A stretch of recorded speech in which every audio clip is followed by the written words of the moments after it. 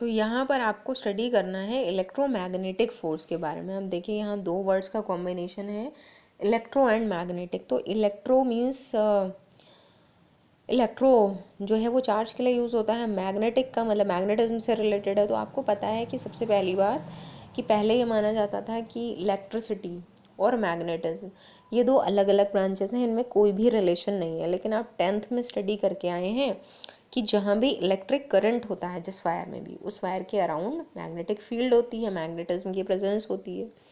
और जहाँ पर भी मैग्नेटिक फील्ड लाइंस वेरिएबल हैं, मैग्नेटिक फील्ड चेंज हो रही है, तो वहाँ पर इलेक्ट्रिक करंट क्या होता है, इंड्यूस हो जाता है। ओके, तो ये आपने पढ़ा था इलेक्ट्रोमैग्नेटिक इंडक्शन में। तो इसका मतलब इलेक्ट्रिसिटी और मैग्नेटिज्म ये दोनों अलग अलग नहीं है, बल्कि इनका एक दूसरे से रिलेशन है। तो ये दोनों फोर्सेस का कॉम्बिनेशन, कौन सा फोर्स, इलेक्ट्रोस्टैटिक और मैग्नेटिक, इनके कॉम्बिनेशन को बोलते हैं इलेक्ट्रोमैग्नेटिक फोर्स। ओके, तो डेफिनेशन कैसे लिखेंगे, we know the force between two electric charges at rest is called electrostatic force and the force between two magnetic poles is called magnetic force and the two forces are inseparable, अलग अलग नहीं हो सकते, and the combination of these forces is called electromagnetic force. Okay, अब इसकी भी आपको properties note करनी है।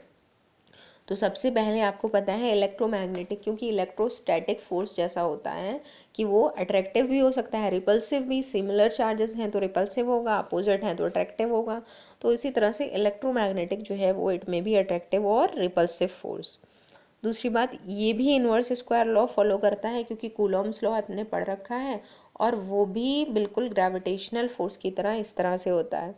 तो ये भी इन्वर्स स्क्वायर लॉ ओबे करता है। ये भी सेंट्रल फोर्सेस होता है, क्योंकि कूलॉम्स लॉ में भी आप डायग्राम वैसे ही बनाते हैं कि टू चार्जेस हैं और उनके बीच की सेपरेशन ये है। तो ये जो है जो कूलम फोर्स लगता है वो किस लाइन के अलॉन्ग लगता है, the line joining the centres of the two charges. Conservative भी होता है, क्योंकि यहाँ भी सेम प्रोसेस है कि work done in a closed path जो है वो that will always be zero. जैसे कि एक प्लस चार्ज है और एक माइनस चार्ज है, अगर दोनों एक दूसरे की तरफ आ रहे हैं तो वर्क डन जो है वो डिस्प्लेसमेंट और फोर्स एक ही डायरेक्शन में है तो वर्क डन पॉजिटिव होगा।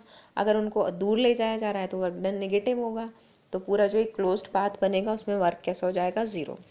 इसके एग्जाम्पल्स जो इलेक्ट्रोमैग्नेटिक फोर्स के एग्जाम्पल हैं वो इलेक्ट्रोस्टैटिक के भी एग्जाम्पल हो सकते हैं और मैग्नेटिक के भी एग्जाम्पल हो सकते हैं। इलेक्ट्रोस्टैटिक का कौन सा एग्जाम्पल है, जैसे आपने देखा कि जो सबसे पहले जो आपने 10th में स्टडी किया था कि एक ग्लास रॉड और सिल्क क्लॉथ को अगर रब करेंगे तो चार्जेस क्या होते हैं, ट्रांसफ़र हो जाते हैं। एक पे पॉजिटिव चार्ज आएगा, एक पे नेगेटिव चार्ज आएगा। फिर क्या होगा कि दोनों पे जो अपोजिट चार्जेस हैं वो इलेक्ट्रॉन्स के ट्रांसफ़र होने से बनते हैं। फिर जो पॉजिटिवली चार्ज बॉडी है उसको अगर दूसरी पॉजिटिवली चार्ज बॉडी के पास मिलाते हैं तो क्या होगा, रिपेल करेगा। अगर प्लस वाली बॉडी को माइनस के पास मिलाते हैं तो अट्रैक्ट करेगा। तो ये किसका एग्जाम्पल है, इलेक्ट्रोस्टैटिक का। इसी तरह से मैग्नेटिक फोर्स का भी एग्जाम्पल हो सकता है कि मैग्नेटिज्म में जो है नॉर्थ और साउथ पोल्स, अगर नॉर्थ को नॉर्थ के साथ मिलाते हैं तो रिपेल करेगा, साउथ साउथ रिपेल करेंगे और नॉर्थ और साउथ क्या करेंगे, अट्रैक्ट। तो no need to write the explain examples, क्योंकि इसके बहुत सारे एग्जाम्पल्स हो सकते हैं एंड दिस इज़ अंडरस्टूड। तो लिखना कुछ नहीं है यहाँ पर, बस प्रॉपर्टीज़ लिखिएगा। फिर उसके बाद आता है कि strong nuclear force. Strong nuclear force, अब यहाँ से जो है वो जो भी है वो माइक्रोस्कोपिक लेवल पे ही है, यानी कि बस एक ग्रेविटेशनल फोर्स ऐसा होता है जिसको आप ऑब्जर्व कर सकते हैं नेचर में। बाकी सारी चीज़ें जो हैं, क्योंकि इलेक्ट्रॉन प्रोटॉन न्यूट्रॉन से रिलेटेड हैं, तो वो वाले फोर्सेस दिखाई नहीं देते हैं। उनको ऑब्जर्व करने के लिए फिर लैब्स का ही यूज़ करना पड़ता है। स्ट्रॉन्ग न्यूक्लियर फोर्स का मतलब कि एटम जो होता है ना, एटम उसका जो सेंट्रल पार्ट है वो न्यूक्लियस कहलाता है। न्यूक्लियस के अराउंड इलेक्ट्रॉन्स रिवॉल्व करते हैं। इलेक्ट्रॉन्स कहाँ होते हैं, न्यूक्लियस के बाहर रिवॉल्यूशन करते हैं। और प्रोटॉन्स और न्यूट्रॉन्स कहाँ होते हैं, न्यूक्लियस के अंदर। तो एक्चुअली न्यूक्लियस के अंदर ऐसा कोई फोर्स होता होगा जो प्रोटॉन्स और न्यूट्रॉन्स को बाइंड रखता है, क्योंकि अगर ऐसा ना हो तो प्रोटॉन्स और न्यूट्रॉन्स भी न्यूक्लियस से बाहर निकल सकते हैं, जैसे कि इलेक्ट्रॉन एटम को छोड़ के जा सकता है। तो इलेक्ट्रॉन पर ये जो एटम जितना उसको होल्ड करने के लिए फोर्स लगाता है, या जो न्यूक्लियस के थ्रू अट्रैक्शन है इलेक्ट्रॉन का, उससे भी बहुत ज़्यादा, कई गुना ज़्यादा अट्रैक्शन होता है प्रोटॉन्स और न्यूट्रॉन्स के बीच लगने वाला फोर्स। क्योंकि उसकी वजह से प्रोटॉन्स और न्यूट्रॉन्स, बिल्कुल भी बहुत ही टफ प्रोसेस है न्यूक्लियस से प्रोटॉन्स और न्यूट्रॉन्स को बाहर निकालना, या न्यूक्लियस का फिशन करना, ब्रेक कर देना उसको नंबर ऑफ न्यूक्लियाई में। तो इसके लिए बहुत ज़्यादा एनर्जी चाहिए होती है। तो इसका मतलब जो फोर्स ऐसा है जो प्रोटॉन्स और न्यूट्रॉन्स को न्यूक्लियस के अंदर बाइंड रखता है, उसको नाम दिया स्ट्रॉन्ग न्यूक्लियर फोर्स, क्योंकि यह स्ट्रॉन्ग है बाकी जो आपने दो फोर्सेस पढ़े हैं उनसे।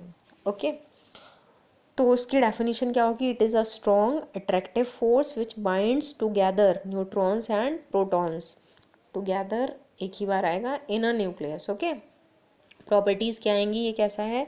ये ऑब्वियसली अट्रैक्टिव ही है, क्योंकि अगर ये अट्रैक्टिव नहीं होता तो आपको पता है न्यूट्रॉन्स पे कोई चार्ज नहीं होता है, न्यूट्रल होता है, प्रोटॉन्स पे प्लस होता है, तो ये चार्ज पे डिपेंड ही नहीं करता, ये हमेशा अट्रैक्ट ही करेगा। जैसा कि आपने ग्रेविटेशनल फोर्स में पढ़ा है कि बॉडीज़ एक दूसरे को अट्रैक्ट ही करती हैं। तो ये क्या है? It is a strong attractive force. दूसरी बात, it is a non central. ये नॉन सेंट्रल है क्योंकि इसमें ऐसा कुछ नहीं है, जो प्रोटॉन्स न्यूट्रॉन्स हैं वो जो है वो ऐसी किसी प्रॉपर सीक्वेंस में नहीं होते हैं, न्यूक्लियस के अंदर किसी भी जगह हो सकते हैं, तो उन पे फोर्स हमेशा लगता ही है। तो नॉन सेंट्रल है, नॉन कंजर्वेटिव भी है। और तीसरा पॉइंट है शॉर्ट रेंज फोर्स है। शॉर्ट रेंज मतलब बहुत पास में होगा एक पार्टिकल के दूसरा पार्टिकल, तभी ये फोर्स लग पाएगा। कितना पास में होना चाहिए? लगभग 10⁻⁻15 मीटर। ओके, तो प्रोटॉन हो न्यूट्रॉन हो जो भी हो, अगर बहुत पास में होगा तभी फोर्स लग पाएगा, अगर दूर चला जाएगा तो नहीं लग पाएगा। जबकि ग्रेविटेशनल फोर्स जो है वो दूर भी एक्ट करता है। जैसे आपने देखा कि अर्थ के अराउंड मून रेवोल्यूशन कर रहा है, सन जो है वो अर्थ के अराउंड रेवोल्यूशन कर रही है, अर्थ जो है सन के अराउंड रेवोल्यूशन कर रही है। तो इसका मतलब इन सब के बीच में बहुत ज़्यादा गैप है, बहुत ज़्यादा डिस्टेंस है, फिर भी ग्रेविटेशनल फोर्स लग रहा है। तो जो न्यूक्लियर फोर्स है, स्ट्रॉन्ग न्यूक्लियर, वो क्या है? शॉर्ट रेंज फोर्स है। और नेक्स्ट है कि इन्वर्स स्क्वायर लॉ तो ओबे नहीं करता है, लेकिन ये भी डिस्टेंस के कैसा है? Inversely proportional. ओके, और ये जो है वो डिस्टेंस की हायर पावर से रिलेटेड होता है। It varies inversely with some higher powers of distance. Okay, यहाँ भी एग्जाम्पल नहीं लिखना है, एग्जाम्पल उसका इटसेल्फ जो है, दिस इज़ द एग्जाम्पल कि protons and neutrons are bind together inside a nucleus, ये खुद एक एग्जाम्पल है। नेक्स्ट है weak nuclear force. Weak nuclear force जो है वो प्रैक्टिकली ना तो आपने देखा है ना आपने अभी तक पढ़ा ही है, क्योंकि ये टॉपिक ही आपको जो है हायर क्लासेस में मिलेगा, ये टॉपिक आपको 12th में मिलेगा। और 12th में भी दिस टाइम जो सिलेबस था उससे रिमूव हो चुका था, रेडियो एक्टिविटी में आता है ये। तो it is the force that appears only between the elementary particles. तो यहाँ पर क्या होता है? एलिमेंट्री पार्टिकल्स किसको बोलते हैं? एलिमेंट्री पार्टिकल्स वैसे बोलते हैं इलेक्ट्रॉन्स, प्रोटॉन्स और न्यूट्रॉन्स को ही। क्या होता है कि कुछ ऐसे टाइप के सब्सटेंसेस होते हैं जिनसे अपने आप से कुछ रेज निकलती रहती हैं। ओके, वो रेज इसलिए निकलती हैं उन सब्सटेंसेस से कि वो सब्सटेंसेस जो है अनस्टेबल होते हैं, उनका जो मास का रेशियो, उनका जो एक रेशियो कहलाता है कि उनके अंदर जो नंबर ऑफ न्यूट्रॉन्स और प्रोटॉन्स हैं, अगर वो, जैसे आपको पता है न्यूक्लियस के अंदर न्यूट्रॉन्स और प्रोटॉन्स पाए जाते हैं, तो ऐसा भी हो सकता है कि बहुत ज़्यादा न्यूट्रॉन्स प्रोटॉन्स भर जाएं किसी न्यूक्लियस में, या ये भी हो सकता है कि कम अमाउंट हो। तो अगर ज़्यादा बढ़ते चले जाते हैं या बहुत कम भी होते हैं, दोनों ही कंडीशन में क्या होता है? न्यूक्लियस अनस्टेबल हो जाता है, अनस्टेबल है, या तो उसको चाहिए हैं कुछ न्यूट्रॉन्स प्रोटॉन्स, या फिर उससे एक्स्ट्रा है तो निकल जाए, तब वो स्टेबिलिटी की स्टेट में आएगा। ओके, तो अपने आप को स्टेबल बनाने के लिए कुछ सब्सटेंसेस के न्यूक्लियस क्या करते हैं? कुछ स्पेशल टाइप की रेस को अपने अंदर से एमिट करते रहते हैं। तो ये जो फिनोमिना होता है, तो इसमें जो रेज एमिट कर रहे हैं उनको यहाँ एलिमेंट्री पार्टिकल्स ट्रीट किया गया है। तो ये फोर्स किन के बीच में लगता है? एलिमेंट्री पार्टिकल्स के बीच में लगता है। और किस प्रोसेस में होता है? न्यूक्लियर प्रोसेसेस में होता है। ये जो मैं बता रही हूँ रेडियो एक्टिविटी का फिनोमिना कहलाता है। तो यहाँ पर जो डिफरेंट पार्टिकल्स हैं उनके बीच में जो फोर्स लगेगा उसको बोलते हैं वीक न्यूक्लियर फोर्स। वीक इसलिए बोलते हैं कि स्ट्रॉन्ग न्यूक्लियर फोर्स जो है उसके कंपैरिजन में ये वीक है। ओके, तो पहली बात, it is stronger than gravitational force. ये ग्रेविटेशनल फोर्स से तो स्ट्रॉन्ग होता है, अदरवाइज ये वीक है। It operates only under the range of nucleus. ये भी तभी काम करेगा जब दो पार्टिकल्स के बीच की डिस्टेंस कितनी है, 10⁻⁻15 मीटर। ओके, तो यहाँ तक जो है आपके जो टॉपिक्स थे वो फर्स्ट टॉपिक था आपका basic forces, fundamental forces in nature. एक चीज़ और इसमें रह गई है, वो मैं आपको बता दे रही हूँ। वो ये है कि अभी जो मैंने आपको ये 4 फोर्सेस पढ़ाए, ये बहुत ज़्यादा आता है question. The ratio of strength of the 4 fundamental forces in nature, कौन सा सबसे स्ट्रॉन्ग है, कौन सा सबसे वीक है, और उनके बीच में जो है कितना कितना रेशियो रहता है। तो सबसे वीक जो है वो ग्रेविटेशनल फोर्स है। ओके, उसके बाद आता है वीक न्यूक्लियर फोर्स, फिर आता है इलेक्ट्रोमैग्नेटिक, और फिर आता है स्ट्रॉन्ग न्यूक्लियर। ओके, तो सबसे जो वीक फोर्स है वो ग्रेविटेशनल है, और सबसे स्ट्रॉन्ग जो है वो स्ट्रॉन्ग न्यूक्लियर फोर्स है।